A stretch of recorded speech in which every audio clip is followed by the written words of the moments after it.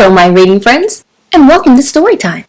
Today, we'll be reading The True Story of the Three Little Pigs. If you have this book, go and grab it, and we'll read it together.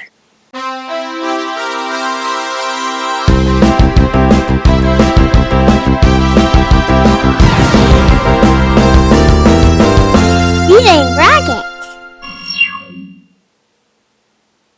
The True Story of the Three Little Pigs. As told to Jon Scieszka, illustrated by Lane Smith.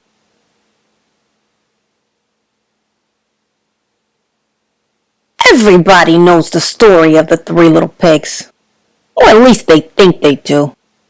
But I'll let you in on a little secret. Nobody knows the real story because nobody has ever heard my side of the story. I'm the wolf, Alexander T. Wolf. You can call me Al.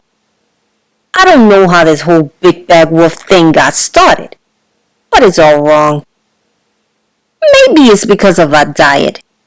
Hey, it's not my fault wolves eat cute little animals like bunnies, sheep, and pigs. That's just the way we are. If cheeseburgers were cute, folks would probably think you were big and bad too.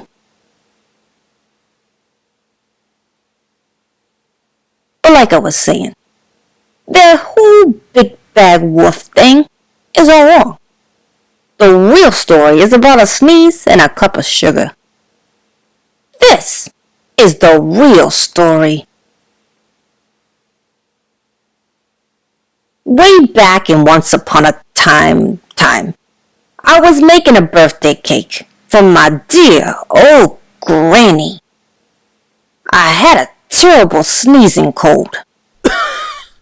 I ran out of sugar. So I walked down the street to ask my neighbor for a cup of sugar. Now this neighbor was a pig, and he wasn't too bright either. He had built his whole house out of straw. Can you believe it?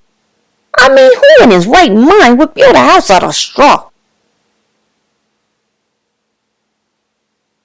So of course the minute I knocked on the door it fell right in. I didn't want to just walk into someone else's house. So I called. Little pig! Little pig!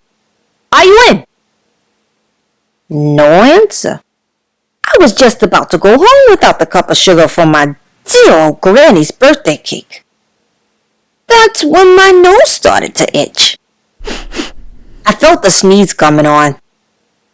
Well, I huffed, and I snuffed, and I sneezed a great sneeze.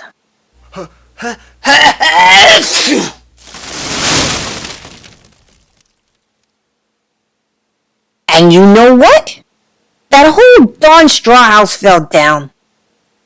And right in the middle of the pile of straw was the first little pig, dead as a doornail. He had been home the whole time. It seemed like a shame to leave a perfectly good ham dinner lying there in the straw, so I ate it up. Think of it as a big cheeseburger, just lying there. I was feeling a little better, but I still didn't have my cup of sugar, so I went to the next neighbor's house. This neighbor was the first little pig's brother. He was a little smarter, but not much. He had built his house out of sticks. I rang the bell in the stick house. Nobody answered. I called. Mr. Pig! Mr. Pig! Are you in? He yelled back. Go away, Wolf! You can't come in! I'm shaving the hairs on my chin. I had just grabbed the doorknob when I felt another sneeze coming on. I huffed, and I snuffed, and I tried to cover my mouth, but I sneezed a great sneeze.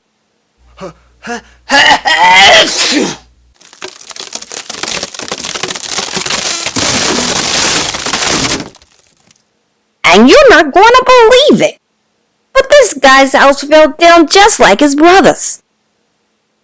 When the dust cleared, there was the second little pig, dead as a doornail. Wolf's honor. Now you know food will spoil if you just leave it out in the open. So I did the only thing there was to do. I had dinner again. Think of it as a second helping. I was getting awfully full, but my cold was feeling a little better. And I still didn't have that cup of sugar for my dear old granny's birthday cake. So I went to the next house. This guy was the first and second little pig's brother. He must have been the brains of the family. He had built his house of bricks. I knocked on the brick house. No answer. I called.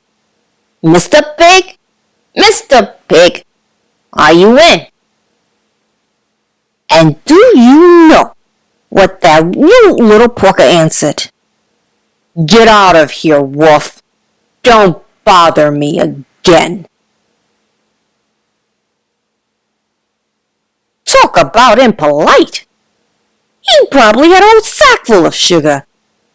And he wouldn't give me even one little cup of my dear sweet old granny's birthday cake. What a pig. I was just about to go home and maybe make a nice birthday card instead of a cake, when I felt my cold coming on. I huffed, and I snuffed, and I sneezed once again. Then the third little pig yelled, and your old granny can sit on a pin. Now, I'm usually a pretty calm fellow, but when somebody talks about my granny like that, I go a little crazy. When the cops drove up, of course I was trying to break down this pig's door. And the whole time I was huffing and puffing and sneezing and making a real scene. The rest, as they say, is history. The news reporters found out about the two pigs I had for dinner. They figured a sick guy going to borrow a cup of sugar didn't sound very exciting. So they jazzed up the story with all that huff and puff and blow your house down. And they made me the big bad wolf.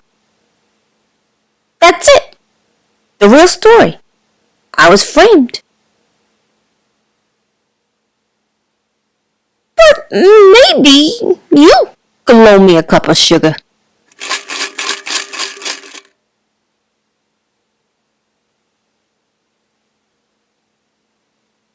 Well, Alexander T. Wolf claims that this was all a misunderstanding.